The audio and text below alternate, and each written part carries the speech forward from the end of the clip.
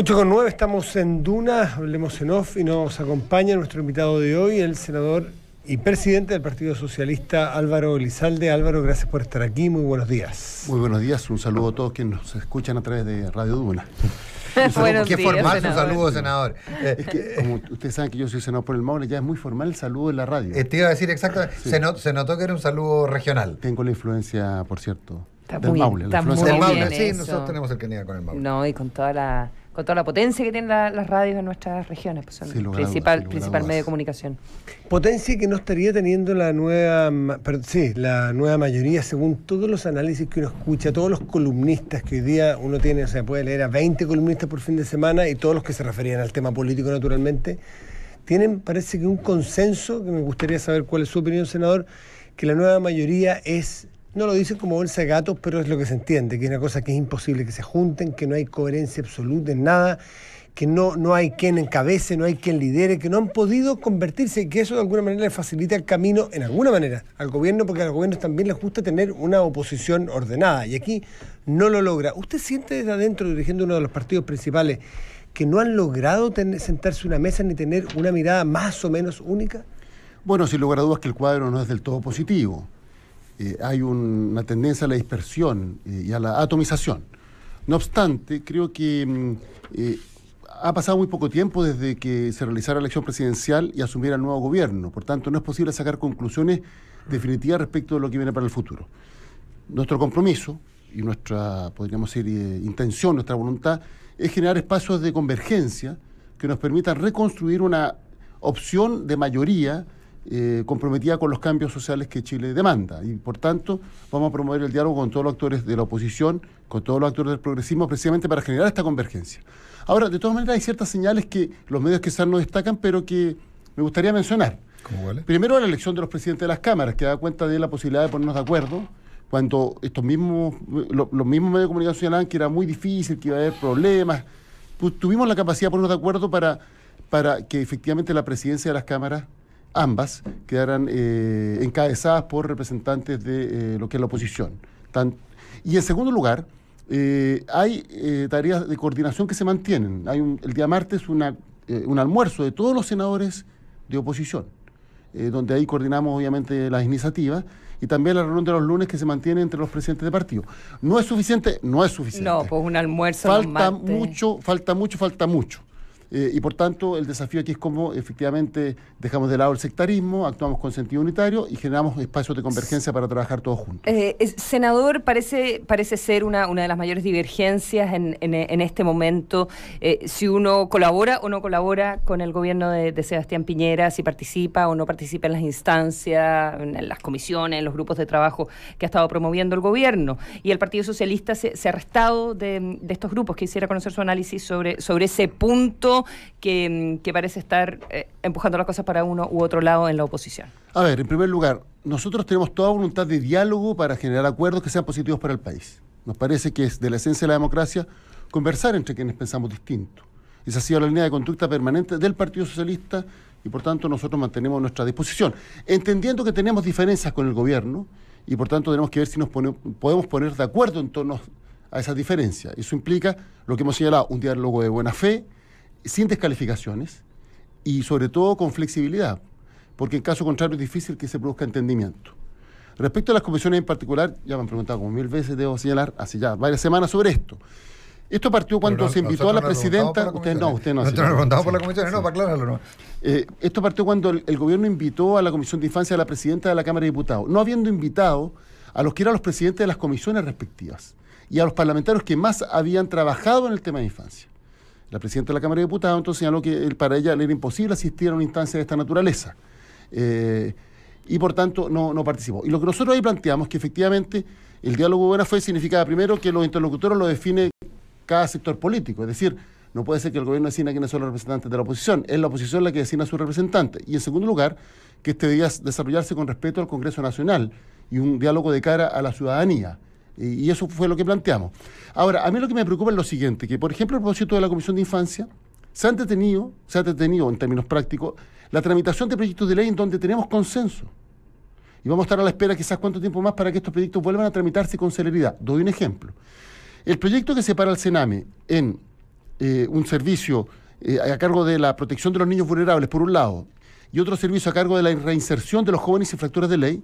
Bueno, este segundo proyecto fue aprobado en general por el Senado con los votos de quienes hoy son ministros de Estado del presidente Sebastián Piñera, y que en ese entonces eran senadores, hasta hace poco tiempo atrás. Fue un proyecto que presentó la presidenta Bachelet, que tiene amplio consenso, pero producto de esta verdadera sequía legislativa en que hemos entrado, se ha producido un hecho bien curioso, que es que se señala que la prioridad son los niños, y que es un proyecto que tiene como centro la protección a los niños, no está siendo tramitado y no se le ha puesto énfasis. Entonces, ahí es donde nosotros decimos... Eso es contradictorio con la comisión, es contradictorio con el avance. O sea, en el fondo, voy a usar una exageración, una hipérbole, por favor. ¿El gobierno está boicoteando el futuro de los niños al no tramitar este proyecto? No, yo no estoy señalando eso, estoy simplemente constatando un hecho, que producto de la sequía legislativa que se ha producido desde que asumió el nuevo gobierno, un proyecto fundamental para los niños donde tenemos consenso no está avanzando. Y ahí es ahí donde yo digo, bueno, avancemos. ¿Y ese proyecto conversa con lo que está haciendo la comisión? Ese es un proyecto, reitero, que fue votado favorablemente por quienes hoy son ministros del presidente Sebastián Piñera en su condición de senadores, y respecto al cual existe un amplio consenso. No hay ningún sector político que haya manifestado diferencias de fondo con esta iniciativa, sin embargo, su tramitación se ha ralentizado. Senador Elizalde, en este caso o en otro, ¿no vale la pena de repente parar una semana, parar 2 semanas de invento, o un mes o 2 meses si se quiere, para revisar un proyecto o una ley o un tema, por mucho consenso que haya tenido la discusión anterior, porque los escenarios, por Dios, que han cambiado y que rápido han cambiado en esta y en otras materias, como para legislar bien y hacer comisiones que sean multisectoriales, con parlamentarios de su sector también, o sea, no se ve sectarismo aquí, pero que el argumento de que esto ya estaba a punto de salir, a lo mejor es mejorable esa ley. No es bueno, quizás no sequía, o llámele sequía, pero para hacerlo mejor, incluso con su participación. Sí, pero yo estoy citando aquí, Matías, discúlpame, un proyecto de ley en que hay consenso de todos los sectores. Pero que a lo mejor es mejor. Y así se ha manifestado. ¿Es mejorable? Esa es la pregunta. ¿Es mejorable o no es mejorable? Bueno, es de la esencia de la labor legislativa. Todos los proyectos de ley son perfectibles, pero cuando existe un 99% de acuerdo, la pregunta es ¿por qué no seguimos tramitando? Mira, tramitar, Matías, es muy simple. Es que se discuta el proyecto. Y de eso consiste de tramitar un proyecto de ley. Y ahí se le puede poner la indicación. Que se presenten indicaciones para perfeccionarlo, modificaciones. Pero la pregunta, ¿para qué seguir dilatando? ¿Y por qué? Se lo pregunto yo a usted, lo doy vuelta al argumento. ¿Por qué cree que lo hace el gobierno? Bueno, yo en su momento planteé que efectivamente el gobierno estaba más preocupado en una foto que de efectivamente solucionar un problema bien de fondo. Tanto así que se dice que se invita a conversar, y al día siguiente se presentó otro proyecto de ley que establece un aumento de la subvención de las instituciones colaboradoras del Sename sin haberlo consultado con esta comisión. O sea, te invito a dialogar, pero no te consulto lo que hago. Así de simple. Y que es un proyecto que nosotros podemos compartir, que haya más recursos. Obvio que tiene que haber más recursos para los menores, pero más recursos para las mismas instituciones que hacen mal la pega es más de lo mismo. Y ahí es donde nosotros señalamos que se tiene que avanzar en estas dos otras iniciativas, la que crea el servicio de protección a los niños en situación de vulnerabilidad y el sistema de protección, de reinserción a los jóvenes infractores de ley. Y ahí estarían pecando de ingenuidad entonces quienes participan en las comisiones. Es que hay una afirmación anterior que sobre el organismo. Sí, claro, porque yo me perdí ahí por eso. No quiero convertir esto en discusión sobre el proyecto de infancia, porque para nada. Pero hay una afirmación que usted hizo, senador, que me llama la atención. Usted dice que es darle más plata a las organizaciones que más mal lo hacen. No que más mal lo hacen. Es que eso fue lo que dijo. No. Las instituciones del Sename obviamente no están haciendo bien el trabajo. Sí, pero lo que pasa es que esto era para los colaboradores, efectivamente, sí. para que ellos haya una percepción, porque lamentablemente los casos más dramáticos han sido en hogares que son directamente del Sename, no de colaboradores. Sí, y lo que se plantea es que hay una diferencia muy importante entre los recursos que reciben los hogares del Sename y los recursos que reciben los colaboradores. Y en términos absolutos, los colaboradores lo hacen mejor. Y usted había afirmado exactamente lo contrario. No, yo estoy diciendo lo siguiente. Esto es más plata para instituciones que no están haciendo bien el trabajo. Estadísticamente, además, así señala de acuerdo al informe que elaboró la Cámara de Diputados. No estoy señalando que todas las instituciones hagan la pega, pero estoy señalando algo distinto. Estoy señalando, si vamos a pasarle más recursos, modernicemos la institucionalidad para garantizar que esos recursos se destinen y se utilicen de buena forma, y que, por tanto, los estándares de calidad del servicio que están prestando estas instituciones sea mejor. Eso es lo que he señalado. Te interrumpí, solo. Bueno, y además el Sename, estaba leyendo ahora, tiene solo 11 centros de administración directa, digamos, propiamente del Estado, y son 250 de organismos colaboradores. Entonces, es probable que haya más casos que sucedan en organismos colaboradores por una cuestión de número. Pero entiendo que no es el caso. Pero lo mismo, proporcional. En términos estadísticos sí. Claro, pero es proporcional. No obstante, 250 versus 11. Yo digo otra cosa, discutamos la institucionalidad, porque se va en otro proyecto de ley que se está discutiendo en la Cámara de Diputados, para garantizar que el servicio que prestan todas estas instituciones sea de calidad. Hay instituciones buenas y hay instituciones malas. Bueno, ¿cómo garantizamos que todas otorguen prestaciones de calidad y, por tanto, que efectivamente la infancia sea el centro del trabajo que realizan todas estas instituciones? Pero lo que plantea el senador Elizalde, presidente del Partido Socialista, con quien estamos conversando en Duna, es que en estas comisiones que ha armado el gobierno finalmente no se discuten las cosas porque presentan los proyectos igual sin pasar por ahí. Entonces... Lo mismo ocurrió en seguridad, que se presentó al día siguiente el proyecto, se anunció el proyecto de ¿y quiénes participan entonces en estas comisiones? La gente del Frente Amplio, gente también de la ex nueva mayoría. ¿Está pisando el palito? ¿Pecan de ingenuos?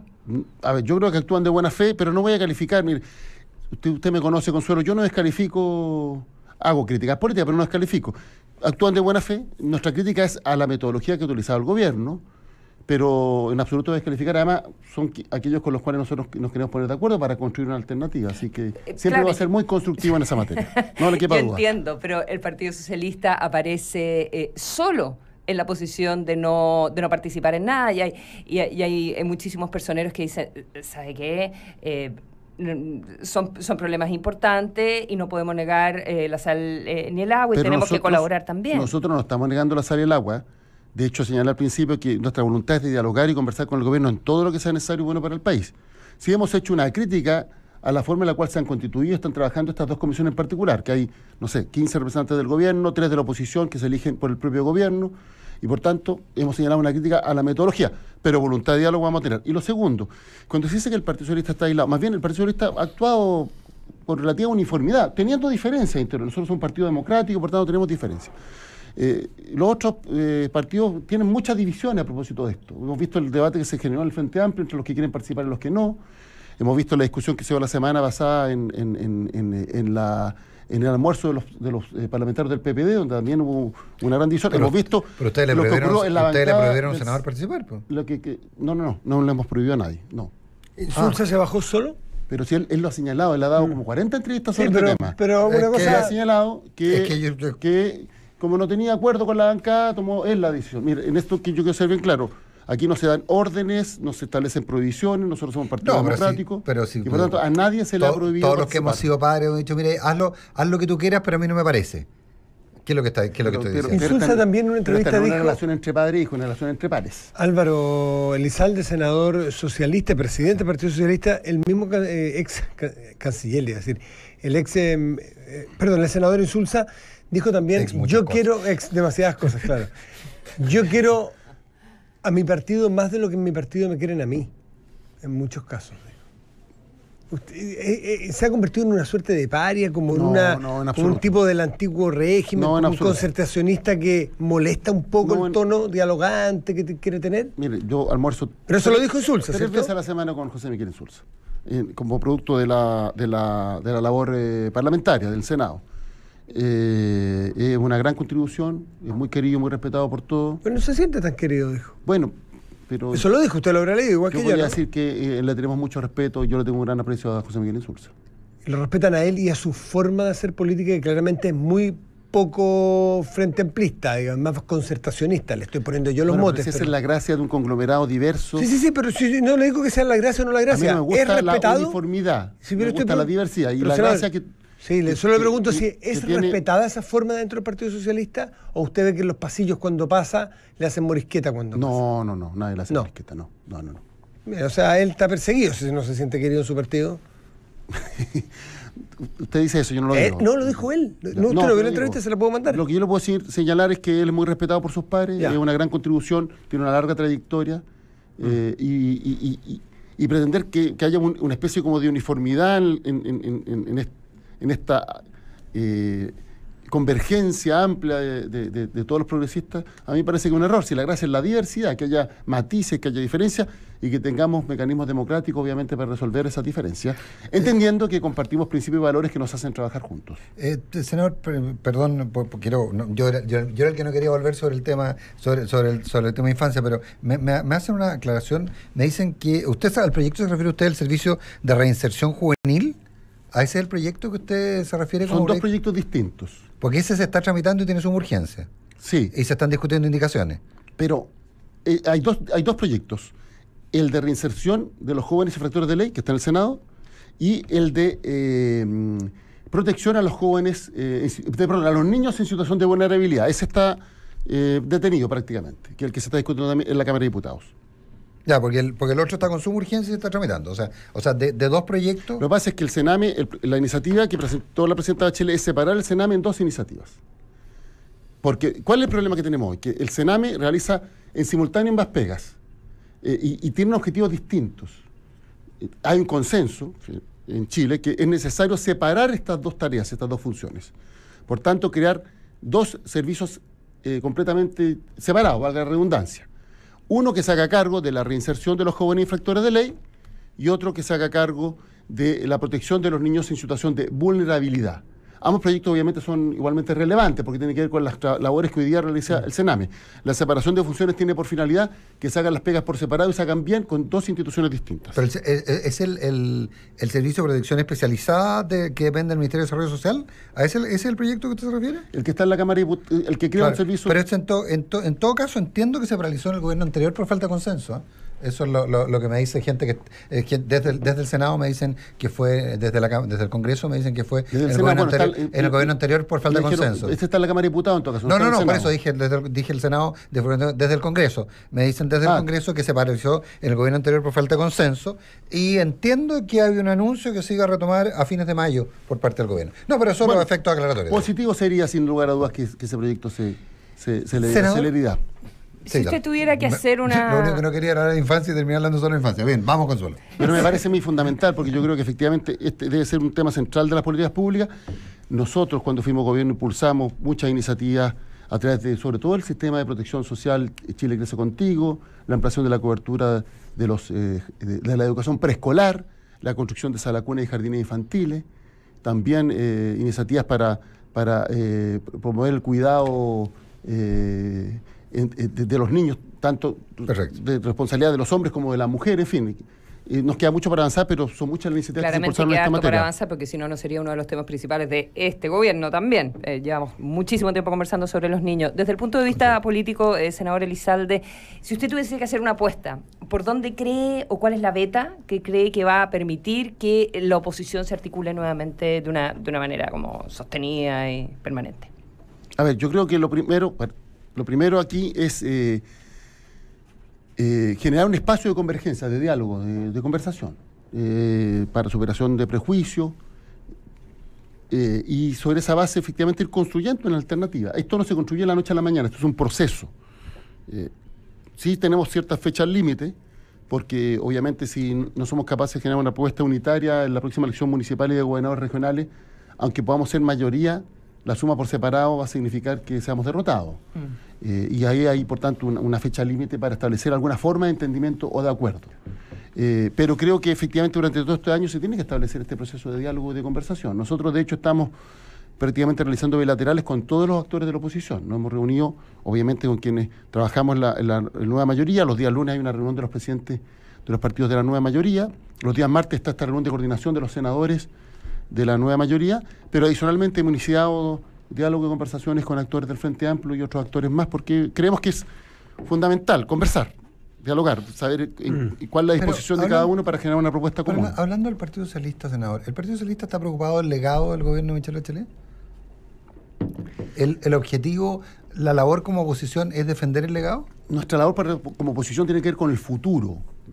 Por cierto, vamos a defender aquellas conquistas sociales de estos años que nos parece que son fundamentales para que no sean desmanteladas. Pero nuestro principal desafío tiene que ver con el futuro, sobre la base de nuestra historia, tiene que ver con nuestra propuesta de futuro. Pero tengo la impresión que sobre el legado y sobre la obra de Michelle Bachelet, desde ya en el Frente Amplio no hay consenso, ni mucho menos.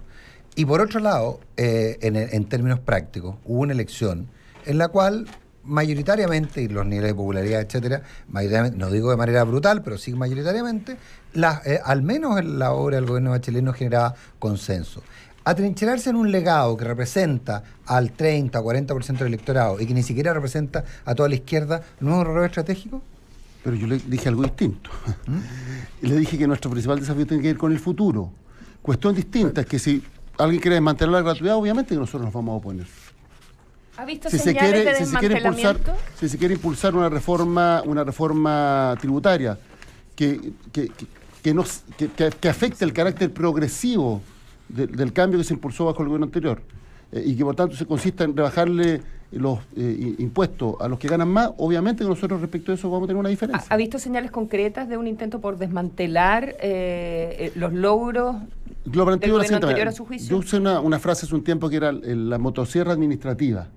A propósito de la tendencia que está adoptando el gobierno que no ha aprendido tanto como la retroexcavadora todavía. Es más complejo. La retroexcavadora la dijo un propio, no un ajeno. Es más grande. ¿Por qué razón? Porque efectivamente por vía del decretismo, como el concepto que se acuñó en Argentina en los 90, se pretende burlar el sentido de las leyes sin modificarlas a través del debate parlamentario de cara a la ciudadanía.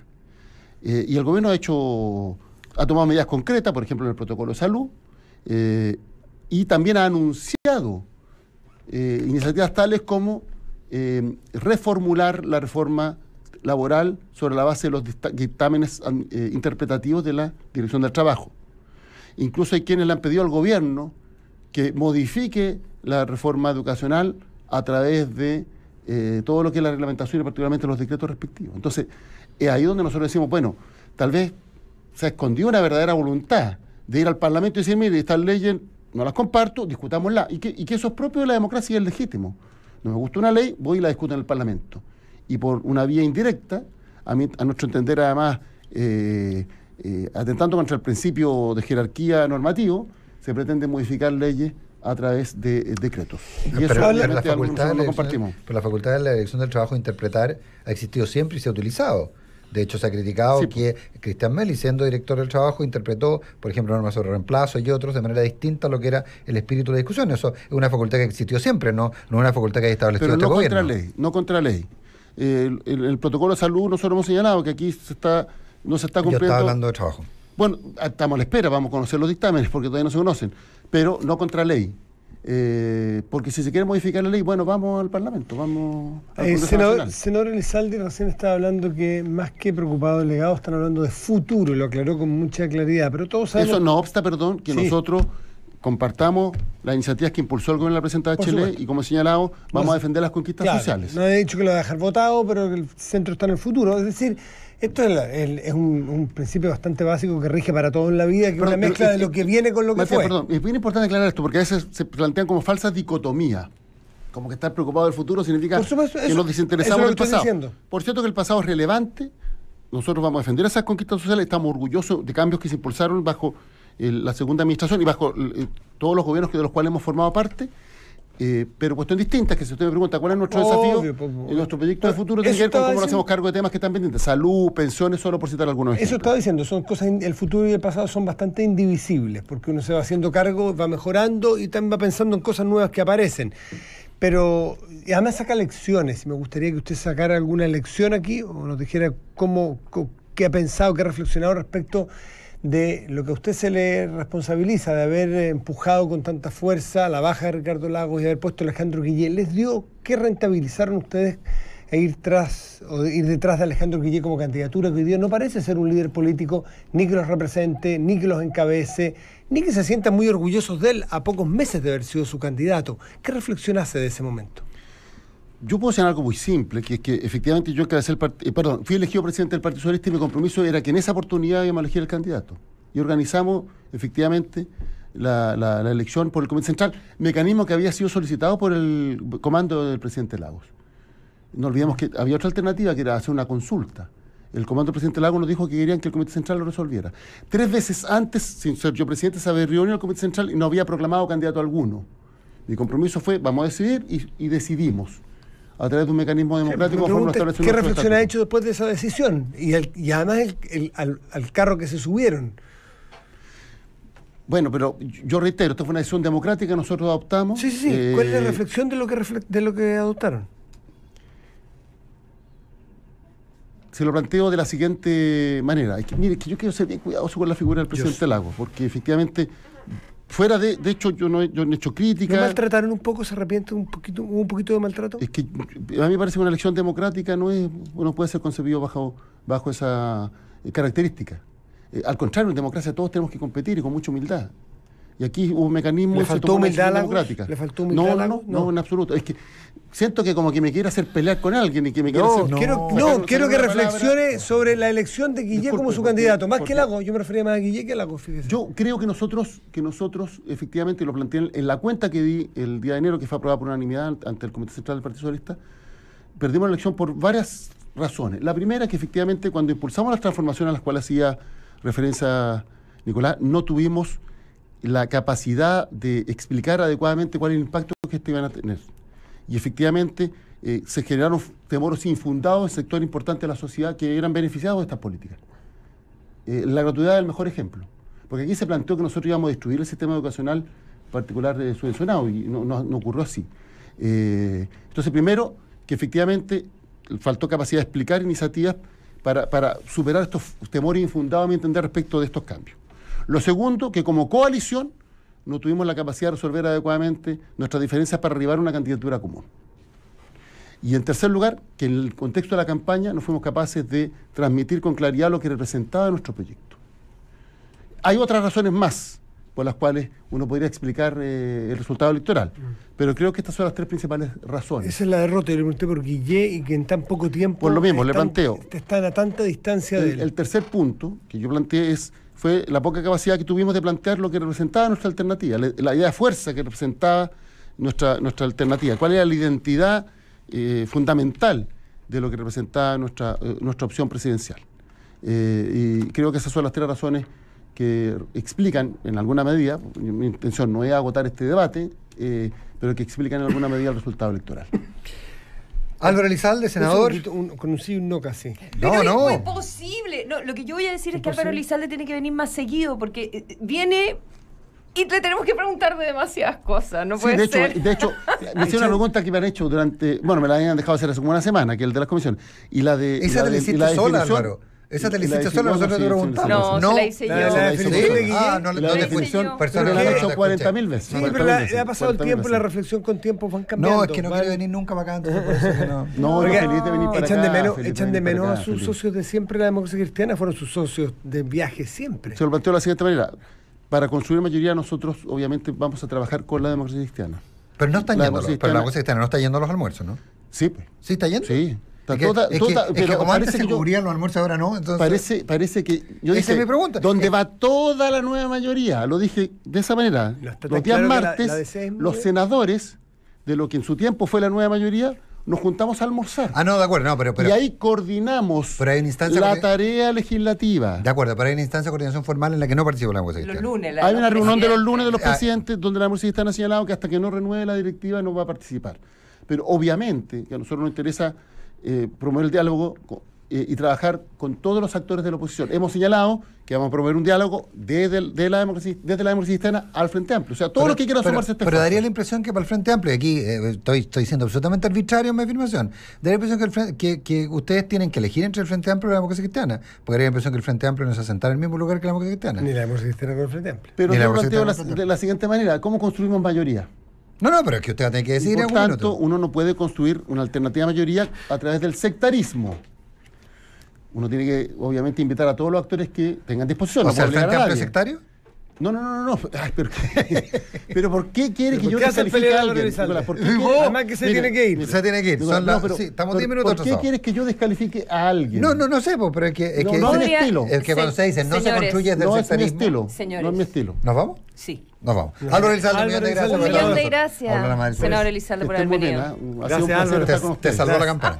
No me ha salvado ninguna campana. Si quieren me quedo media hora más. Gracias, senador. Álvaro Elizalde, un millón de gracias.